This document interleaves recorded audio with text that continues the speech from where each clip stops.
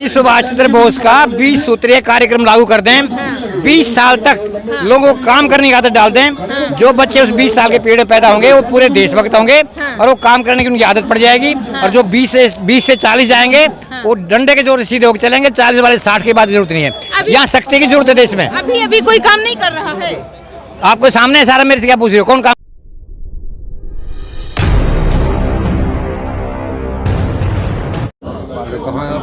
जंतर मंतर पर लगातार जो है वो चौथा प्रोग्राम है। आप देख सकते हैं यहाँ पर जितने भी जो बुजुर्ग हैं, जो वरिष्ठ लोग हैं, वो यहाँ पर आए हुए हैं। इनको घर में बैठना चाहिए था, लेकिन उसके बाद भी जो है वो यहाँ पर आए हुए हैं। आपको बता दें, भारतीय वरिष्ठ नागरिक राष्ट्रीय सुरक्षा संघ के ये लोग हैं और ये अपनी मांगों को लेकर यहाँ पर आए हुए हैं जंतर मंतर पर और कह रहे हैं कि सरकार से हम बातचीत करना चाहेंगे। जो भी चीजें हैं उनको पूरी तरीके से वो साफ करें, जो भी भ्रष्टाचार है वो सब हटाए। हम ज्यादा बातचीत इन्हीं से करेंगे। अध्यक्ष जी, यहाँ पर लगातार अब चौथी बार आ रहे हैं, क्या कहना चाहेंगे? हमारा जो मुद्दा है वो राष्ट्रकार बच्चों के भविष्य का है। अभी हम देख रहे हैं यहाँ राष्ट्र भी खतरे में और बच्चों का भविष्य भी खतरे में। कैसे राष्ट्र खतरे में और कैसे बच्चों का? आप देखो कैसे कैसे लोग बोल रहे हैं यहाँ पे। देश के जो जिम्मेवार नागरिक है वो कैसे कैसे बयान दे रहे हैं, तो क्या होगा उससे? और एक आबादी विस्फोट जो बयानों की बात कर रहे हैं, जो भी देश के खिलाफ बोलता है उसके बारे में बात करें। हम किसी का नाम लेने की हमें जरूरत नहीं है। आप देखिए हो क्या रहा है, एक तरफ आबादी इतनी बढ़ती जा रही है, कोई भी नहीं बोल रहा आबादी रोको। आप बताइए कहाँ से खाने को आएगा? आज हवा भी अशुद्ध हो चुकी है इतनी आबादी से, पानी अशुद्ध हो चुका है, मिलावट इतनी बढ़ गई है, ये सिर्फ आबादी से है।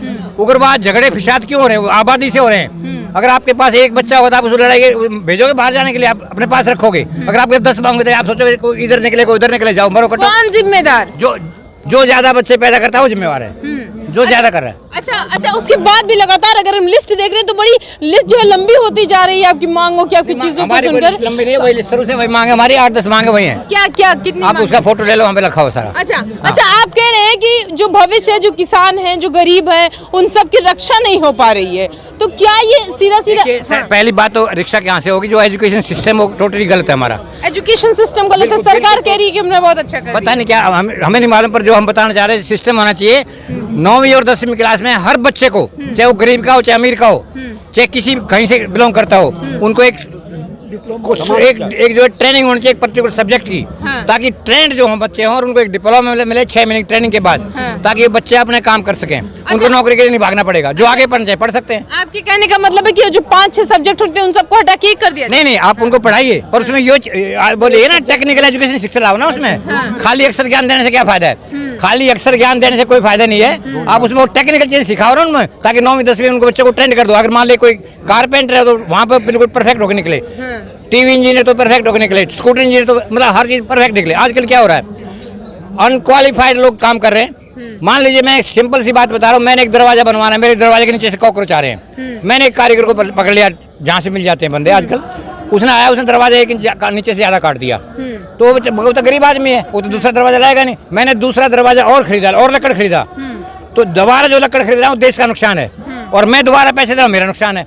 तो जो ये अनट्रेंड लोग जो काम कर रहे हैं, जो भी काम कर रहे हैं, जो भी अनट्रेंड है, जो क्वालिफाइड नहीं है, वो देश के लिए नुकसानदायक है और जो काम कर रहे हैं उनके लिए नुकसानदायक है। ये बहुत इंपॉर्टेंट है कि हमें हर कारीगर क्वालिफाइड चाहिए, हर काम के लिए क्वालिफाइड चाहिए। अवैध घुसपैठियों का भी जिक्र आप कर रहे हैं कि उनको तुरंत देश से बाहर निकालिए, किसको कहना चाहिए? जो हिंदुस्तान के नागरिक नहीं उनको देश से बाहर निकाल दिया जाए, सीधी बात है बस।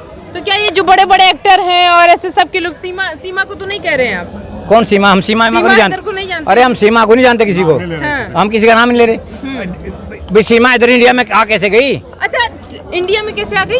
वो बाहर की रहने वाली है ना, पाकिस्तान की। तो यहाँ कैसे निकाल दिया जाना चाहिए? तो कोई भी बाहर का नहीं, कोई सबको निकालना चाहिए बाहर।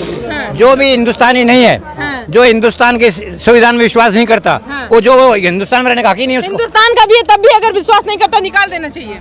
हिंदुस्तान का बेवकूफ, उससे बेवकूफ कोई हो नहीं सकता दुनिया में। अच्छा, हाँ, और क्या?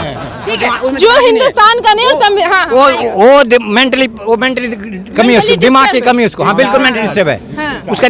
आप ये देखिए, आप अगर अपने बेटे को बेटा नहीं कहोगी और अपने माँ को माँ नहीं कहोगी तो क्या हुआ? आपका दिमाग खराब है ना, इसलिए बोलोगी ना ऐसे। नहीं तो कौन कहेगा मैं हिंदुस्तान का, तो कहेगा मैं बाहर का हूँ, कोई नहीं कहेगा। और अपने देश के लिए मरते हैं, अब देश के लिए जिंदा रहते हैं। जो गलत शब्दों का प्रयोग करते हैं या फिर विश्वास नहीं रखते हैं संविधान पर, देशी के हैं, तो क्या वो निकाल देना? मैं ये कहना चाहता हूँ, देखिए मेरा नाम त्रिवेणी प्रसाद त्रिपाठी है। मैं भारत और मानवता संघ का राष्ट्रीय अध्यक्ष हूँ, एडवोकेट भी हूँ।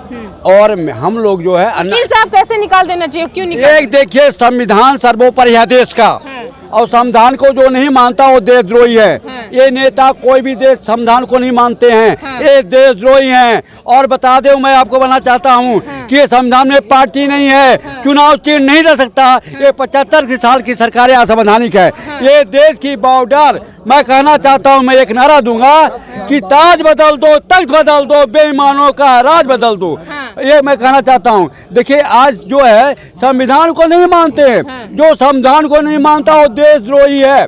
और जो संविधान को कोई नहीं मानता, कि पार्टियां जो बनी हैं ये मकर जाल बना दिया है। महात्मा गांधी ने कहा कि कांग्रेस को डिसॉल्व कर दो। कांग्रेस आज constituted by British governor to सेवा ब्रिटिश कंपनी। जयप्रकाश नारायण ने कहा कि पार्टी नहीं होनी, दल होने। अन्ना ने कहा पार्टी नहीं होनी, दल नहीं होनी चाहिए। लेकिन ये देश के दलाल, गुलाम, गद्दार, ये गुजारी प्रथा वाले, मानसिक वाले, सोच वालों ने देश को बर्बाद कर दिया। अब हमारी जनता जन जन क्रांति है, और जन जन की क्रांति जनता की सरकार। जितने भी जो राजनीतिक पार्टियां हैं, लगातार उनमें जो लोग बैठे हुए हैं वो ऐसे भाषण देते हैं कि जनता को दो गुटों में या फिर बहुत गुटों में बांट दें। क्या कहना चाहेंगे? देखिए, वो पार्टी का अपना अपना मत है। हम पार्टी के उसमें नहीं जाते, कोई किसी के पार्टी, कोई किसी के पार्टी का है। हमें अपना कार्य करना है। वरिष्ठ नागरिकों की सुरक्षा, जनसंख्या विस्फोट, जो जनसंख्या का एक कानून, एक समान कानून हो। और हमारे कोई भी देश में जो जैसे बुराई है, नशे के खिलाफ है, और है जो सामाजिक बुराइयां हैं हमारी, वो है। जैसे वरिष्ठ नागरिकों के बच्चे हैं, कोई बाहर चले जाते हैं, देश में चले जाते हैं, आखिर के टाइम पे, जब मरने के टाइम पे भी बाहर से बच्चे नहीं आते हैं उनके। हमारा वो है कि आखिर के टाइम पे तो माँ बाप के पास बच्चे हों। हमारे संस्कार जो है हमारे बच्चों के, उसके ऊपर हमारी सारी लड़ाई है। देश को हमारी अपनी कोई डिमांड नहीं है।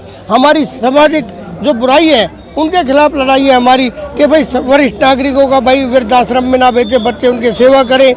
और कोई भी हमारा जैसे जनसंख्या का विस्फोट है, जनसंख्या का विस्फोट रोके सरकार। हमारी ये कानून है, हमारी कोई ऐसी डिमांड नहीं है कि भाई कोई भी है सलाहकार हुए हैं। पार्टी तो सबकी अपनी अपनी है, अपने विचार है। कोई कुछ कहता है, कोई कुछ कहता है, हमें उस पर नहीं जाना। हमें बुराई तो एक है, हमें उस बुराई को रोकने का हमारा उद्देश्य है। कोई भी बुराई हो, नशा हो, कोई भी सामाजिक बुराई, उसको रोकने का। अध्यक्ष जी, कोई भी बुराई हो, कोई भी नशा हो, हम उसको कैसे रोकें?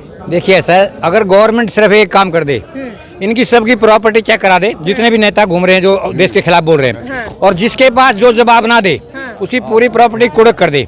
और एक रूल बना दिया जाए कि जिसने भी भ्रष्टाचार करा है, जो कहीं चाहे वो सरकारी नौकरी में हो चाहे कहीं भी हो, उसकी प्रॉपर्टी की जांच कराओ। अगर प्रॉपर्टी ज्यादा मिले तो उसकी सारी प्रॉपर्टी कुड़क कर दो, खाली निकल पर आ दो उसको, अपने आप चोरी बंद हो जाए। अभी आप बदमाशी बंद हो जाएगी। चक्कर क्या है, जो चोरी कर रहा है, अब सुनिए, मैं कहना नहीं चाहता, हमें बोलना नहीं चाहिए कोर्ट के बारे में।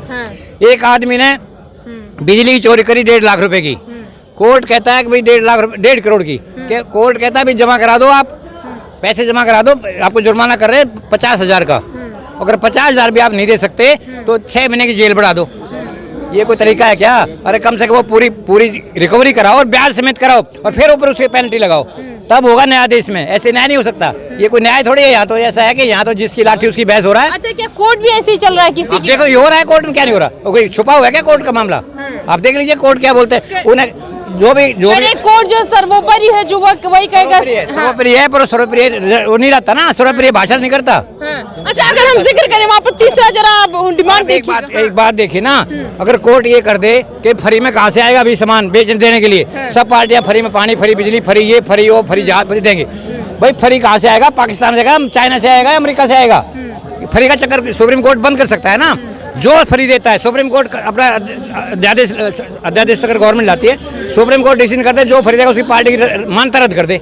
ये कर दे सुप्रीम कोर्ट, अपने आप सुधार हो जाएगा। में जरा एक पॉइंट लिखा हुआ है कि कोई भी व्यक्ति अगर किसी राजनीतिक पार्टी से चुनाव नहीं लड़ा है तो उसके ऊपर कोई मुकदमा नहीं होना चाहिए।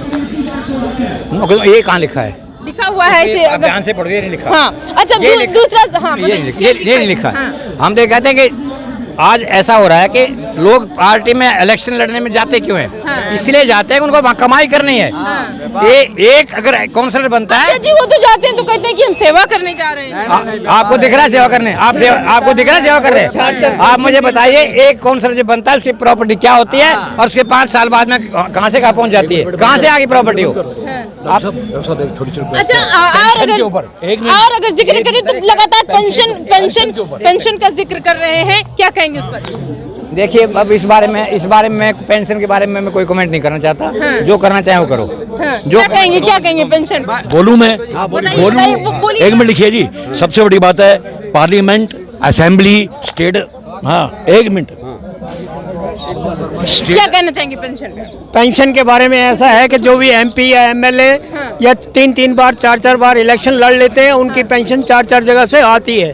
और एक गरीब आदमी को कुछ भी नहीं मिल पाता। जिसे 2500 पेंशन मिलती है, उनको पेंशन नहीं मिल पाती। वो 5-5 साल से बुजुर्ग आदमी जो परेशान होते हैं, और उनको हर फैसिलिटी दी जाती है। एमपी का इलेक्शन भी, एमएलए की भी और एमसीडी की भी, और वो हर चुनाव में हर मतलब ठीक। बहुत ज्यादा समस्याएं जो है यहाँ पर आ रही हैं कि जो कोई चुनाव लड़ता है उसकी पेंशन जो है दिन दुगनी रात चौगुनी बढ़ती है, और उसके बाद भी जो गरीब है उसको 2500 दे दिया जाता है, कहता है निर्माण करिए किसी तरीके से। पर देखिए ना, सुनिए मेरी बात, यहाँ यही तो प्रॉब्लम हो रही है। प्रॉब्लम अगर गवर्नमेंट जब कुछ चाहेगी तभी होगा। समस्या क्या है, अगर मैं जहाँ तक समझता हूँ, अगर मोदी जी सख्ती कर दें। देखो जी, मोदी जी के पास कुछ नहीं है, सन्यासी आदमी है। उधर योगी जी के पास कुछ नहीं है, सन्यासी आदमी है। अगर ये सख्ती कर दें तो ये सारे एमएलए एमपी छोड़ के भाग जाएंगे। कोई सामने खड़ा नहीं आएगा। इसे सत्ता चलानी है ना। अच्छा, एमएलए एमपी क्यों आते हैं? क्या अपनी संपत्ति को बढ़ाने के लिए आते हैं? ये आपको नहीं मालूम क्या इस बात का? आप जानते आपको क्या लगता है? मेरे से पूछ रहे हो? आपको क्या लगता है? अरे ये तो सामने चौड़ा बड़ा दिख रहा है, सबको नजर आ रहा है। आप किसी एक की उठा के देख ले, कितने, मेरे ख्याल से, मैं ज्यादा सबको तो बेईमान नहीं कहता, पर 90% ऐसे जिनकी रात दिन दुगनी चौगनी प्रॉपर्टी बढ़ रही है। कहाँ से आ गई? अच्छा, संसद में 90% बेईमान बैठते हैं। अब उसमें देख लो कितने खिलाफ केस चल रहे हैं। आप खुद देखो ना केस कितने खिलाफ चल रहे हैं। 10% को आपने छोड़ हमारे से क्या पूछ रहे हो? 10% ईमानदार हैं इसमें, मैं नहीं कह सकता सबको बेईमान। किसको पहले नंबर पर रखेंगे? पहले हम योगी और मोदी दो तो हैं। अच्छा। देखिए, इनका कहना है साफ तौर पर कि संसद में 90%, अगर 100 में से आप किसी को देखेंगे तो 90 व्यक्ति ऐसे मिलेंगे जो अपनी संपत्ति को दिन दुगनी रात चौगुनी करने के लिए बैठते हैं। कोई जनता की सेवा नहीं करते हैं, बस वो कहने को, तो जब चुनाव आता है तब वो जनता के बीच बैठते हैं, नहीं तो जाते हैं भैया अपनी संपत्ति को बढ़ाते हैं और उसके बाद वहीं से खा पी के लौट जाते हैं। अरे हम तो ये कह रहे हैं, सुभाष चंद्र बोस का 20 सूत्रीय कार्यक्रम लागू कर दें। 20 साल तक लोगों को काम करने की आदत डाल दें। जो बच्चे उस 20 साल के पीरियड में पैदा होंगे वो पूरे देशभक्त होंगे और वो काम करने की उनकी आदत पड़ जाएगी। और जो 20 से 40 जाएंगे वो डंडे के जोर से सीधे होकर चलेंगे। 40 वाले 60 के बाद जरूरत नहीं है। यहाँ सख्ती की जरूरत है देश में। अभी कोई काम नहीं कर रहा है। आपको सामने सारा, मेरे से क्या पूछ रहे हो? कौन काम कर रहा है? बताइए क्या काम हो रहा है देश में? कह रहे हैं हम, अब देख लीजिए मोदी जी को कह रहे हैं। अरे मोदी जी तो कर ही रहे हैं, अकेले वही कर रहे हैं। नहीं उनका साथ है, बाकी लोग साथ दे रहे हैं उनका। ऐसे क्या बात है? बाकी लोग तो आपने कहा अभी अपना संपत्ति बढ़ा रहे हैं, तो उसमें कोई शक है क्या? आप चेक कराओ सबकी संपत्ति कहाँ जाएगी। अगर कोई जवाब दे दे, पूरी प्रॉपर्टी का हिसाब बता दे। आप कांग्रेस का जो सबसे बड़ा लीडर है ना, जो बना हुआ है, आप उसी की प्रॉपर्टी चेक करा दो, पता लग जाए कितनी प्रॉपर्टी है। पार्लियामेंट में बोला था मोदी जी ने, जब उन्होंने कुछ बोला तो उन्होंने बताया वहाँ इतनी प्रॉपर्टी, वहाँ इतनी प्रॉपर्टी। मैंने सुना था भाषणों, और उसकी बोलती बंद होगी। अरे यही तो हो रहा देश में। ये सबसे बड़े लुटेरे यही हैं। पहले हिंदुस्तान को मुगलों ने लूटा, फिर लूट के अब कांग्रेस लूट रही है। अब कांग्रेस ही लूट रही है। देश के गद्दार लूट रहे हैं। देश के गद्दार लूट रहे हैं। हाँ। ये जो कहना है कि पहले जो अंग्रेजों ने लूटा, अब देश को जो है वो जितने भी भ्रष्टाचारी बैठे हैं वो लूट रहे हैं जंतर मंतर से। प्रिया पांडे के